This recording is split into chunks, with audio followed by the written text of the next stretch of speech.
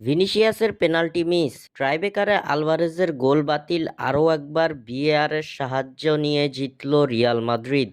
দর্শক, আলভারেজের গোলটি বাতিল করার সিদ্ধান্ত কি সঠিক ছিল নাকি চুরি করেছে রিয়াল মাদ্রিদ? আপনাদের মূল্যবান মতামত কি তা আমাদের কমেন্ট করে অবশ্যই জানাবেন। ইউএফা চ্যাম্পিয়ন্স লিগের রাউন্ড অফ 16-এর দ্বিতীয় লেগের ম্যাচে মাদ্রিদ ডার্বিতে মাঠে নেমেছে অ্যাথলেটিকো মাদ্রিদ ও রিয়াল মাদ্রিদ। প্রথম লেগে 2-1 গোলে এগিয়ে থাকা লস ব্ল্যাঙ্কোসরা দ্বিতীয় লেগে কিছুটা স্বস্তি নিয়েই মাঠে নেমেছিল। তবে ম্যাচ শুরু হওয়ার সাথে সাথেই তাদের স্বস্তি অস্বস্তিতে রূপান্তর করে অ্যাথলেটিকো মাদ্রিদ। গ্যালাগারের গোলে 2 লেগের স্কোর লাইনে সমতা টানে অ্যাথলেটিকো মাদ্রিদ। দ্বিতীয় লেগে 1-0 গোলে এগিয়ে থেকে প্রথমার্ধের খেলা শেষ করে ডিয়াগো সিমিওনের দল। দ্বিতীয়ার্ধে রিয়াল মাদ্রিদের সামনে সুযোগ আসে লিড নেওয়ার, তবে 70তম মিনিটে পেনাল্টি শটটি মিস করেন ব্রাজিলিয়ান তারকা ভিনিসিয়াস জুনিয়র। 2 লেগ মিলিয়ে 2-2 গোলে সমতায় চলতে থাকা ম্যাচটি শেষ পর্যন্ত গড়ায় ট্রাইবেকারেই শুরু হয় যত